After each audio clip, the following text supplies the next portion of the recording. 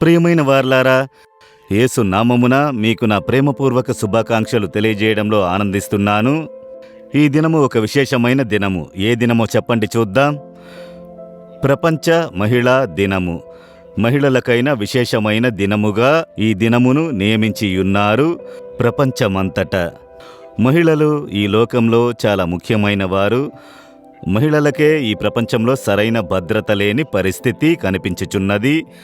ఆడబిడ్డలు అపహరణకు గురవుచున్నారు. మహిళలకు అనేకమైన హింసలు, సొంత ఇంటిలోనే హింసలు, పనిచేసే స్థలములో, నివసించే స్థలములో ఒక స్వేచ్ఛతో వెళ్ళలేకపోతున్నారు. అనేకమైన బాధలు స్త్రీలకు కలిగి అనేకుల మనసులో వేదన, కొన్ని సందర్భాలలో ఎందుకు మనం ఆడవారిగా పుట్టాము అని భావము కొందరి స్త్రీలకు కలుగుచున్నది.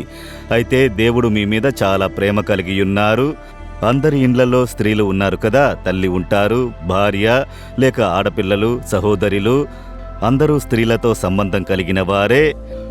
దేవుడు స్త్రీలను విశేషముగా సృష్టించినారు అన్నది మర్చిపోకూడదు. స్త్రీలైన మీరు చాలా సంతోషపడాలి. స్త్రీలుగా పుట్టినందుకు దేవుడు మిమ్మును మహిళగా సృష్టించినది మీకు అది గొప్ప భాగ్యము అనున్నది మర్చిపోకూడదు. దేవుడు ఆదామునే మొదటిగా సృష్టించారు. అయితే అతడు ఒక ఒంటరితనమును గ్రహించాడు. వానిలో ఒక పరిపూర్ణత లేదు. దేవుడు అన్ని వసతులు కలుగజేసి ఇచ్చారు. అయితే అతనిలో ఒక ఒంటరితనము ఉన్నది.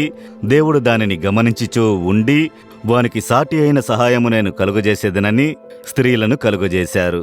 కనుక స్త్రీయే పురుషునికి తగిన తోడు అనున్నది వేదములో మనము చూచుచున్నాము. దేవుడు అలా సృష్టించారు. స్త్రీలు లేకుండా పురుషులు సంతోషంగా, ఆనందంగా ఉండలేరు.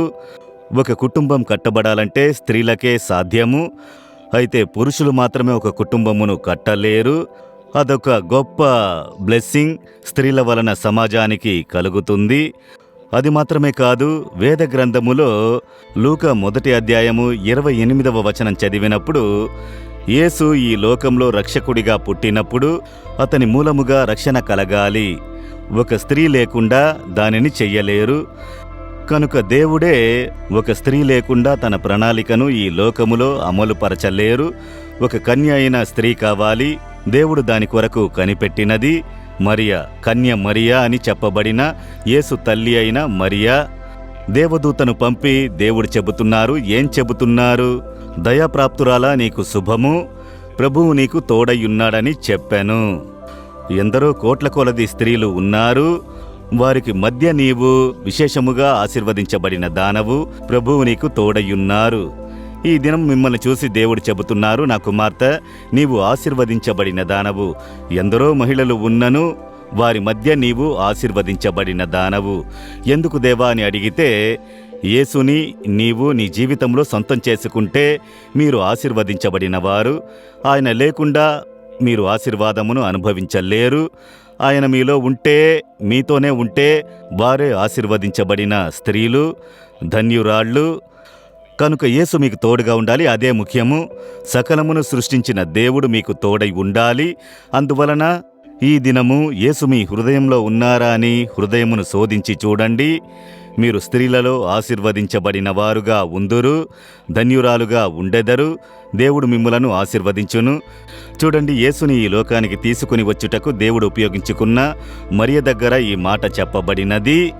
ఈ దినము మీ ద్వారా యేసు యొక్క చిత్తము నెరవేరుటకు, ఆయన నామము మహిమపరచబడుటకు మీరు దేవుని ద్వారా ప్రత్యేకంగా సృష్టించబడితిరి. మీ ద్వారానే మీ కుటుంబము ఆశీర్వదించబడును. మీ మూలముగా మీ భర్తకు ఆదరణ, మీ ద్వారా మీ పిల్లలకు ఆశీర్వాదము, మీ మూలముగా మీ కుటుంబమునకు ఆశీర్వాదము, మీ మూలముగా మీ తల్లిదండ్రులకు ఆశీర్వాదము. కనుక దేవుడు మిమ్ములను స్పెషల్గా సృష్టించినాడు అన్నది మర్చిపోకకుండున్నట్లు, దేవా, నన్ను స్త్రీగా సృష్టించినందుకు స్తోత్రములు అని చెప్పండి. ఆ భాగ్యమును గ్రహించి మీ కరములకు నన్ను సమర్పించుకుంటున్నాను, నన్ను మీరు ఉపయోగించుడి అని చెప్పండి. మీ ద్వారా అనేక మేలులు కలుగును. సోలిపోకండి. జరిగిన కార్యములను చూసి, పరిస్థితులను చూసి కలత చెందకండి. మీ ద్వారా దేవుడు ఒక గొప్ప కార్యము చేయబోచున్నారు. మీరున్న పరిస్థితుల్లో ఆశీర్వాదము కలుగును. మీరు కుటుంబములో ఉంటే కుటుంబమునకు ఆశీర్వాదము, మీరొక పని చేస్తే ఆ పని చేసే స్థలములో ఆశీర్వాదము, మీరొక బిజినెస్ చేస్తే ఆ బిజినెస్లో ఆశీర్వాదము, మీరు ఏం చేస్తారో అందులో ప్రభువు యొక్క ఆశీర్వాదం ఉండును. మీరు ఆశీర్వదించబడిన వారు, ధన్యురాళ్ళు. విశ్వాసముతో చెప్పండి, దేవా, నన్నొక మహిళగా ఈ లోకములో సృష్టించినందుకై స్తోత్రములు.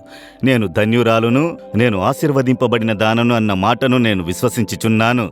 దేవా, నా హృదయంలోనికి వచ్చి నాతో నివసించి నన్ను ఆశీర్వాదంగా ఉపయోగించుకొనుము.